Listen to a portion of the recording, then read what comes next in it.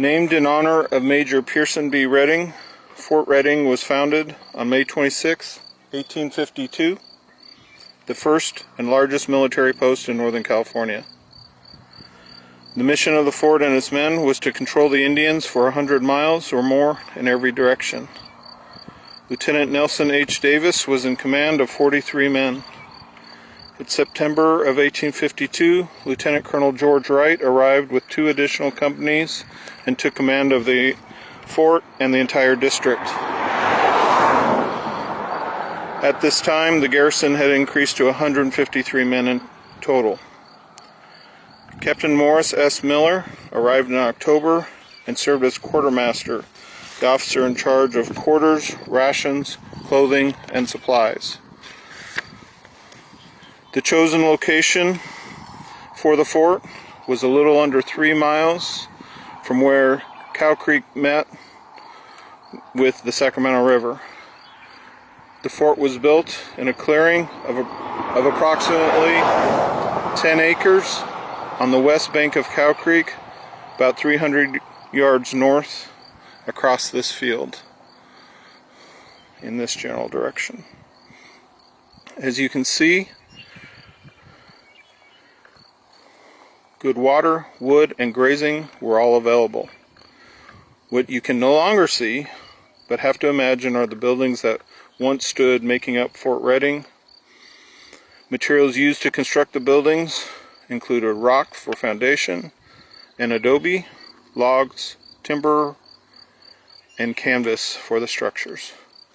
The buildings included lodging in the form of both officers' quarters and soldiers' barracks, a mess hall, kitchen, bakery, guardhouse with a prison room, storehouse, hospital, carpentry shop, and stable.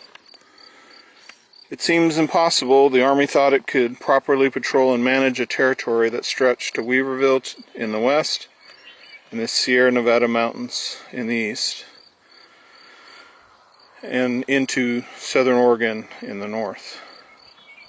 In that context, it is curious that they chose this location, since it was nowhere near the center of the region they had to cover. The fort was also far from most of the hostilities between white settlers and Indians. The fort simultaneously had to deal with a long supply chain where provisions and equipment were sent by a river steamer from Benicia Army Depot near San Francisco to Tehama, and then freighted by wagon teams 50 miles overland to the fort. The problems impacting Fort Redding and its effectiveness continued. This location along Cow Creek flooded during the rainy season.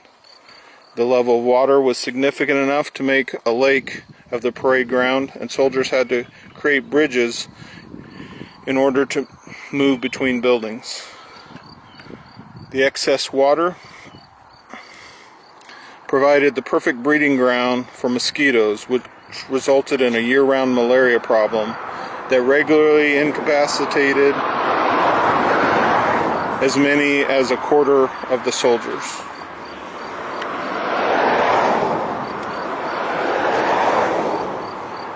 The Army's response to the problems of Fort Redding was to withdraw the men in 1856. They dismantled the fort in 1857 and relocated equipment and materials to modern-day Fall River Mills to build Fort Crook.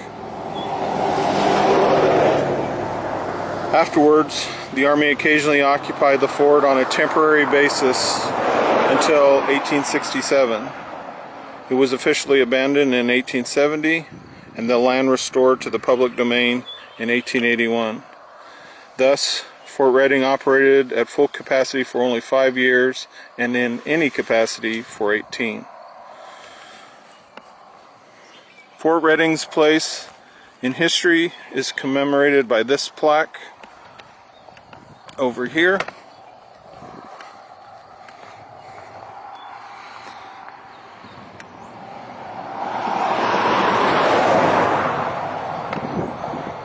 The rocks on which it is mounted were taken from Fort Redding after it was torn down, and they originally came from a quarry on Dry Creek.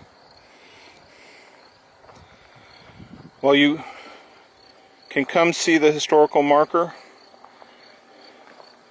and the surrounding landscape, we aren't able to visit the Fort Reading site as the land beyond this fence is privately owned and closed to the public. Thank you for watching. I look forward to the next time when I can share more of Shasta County's history.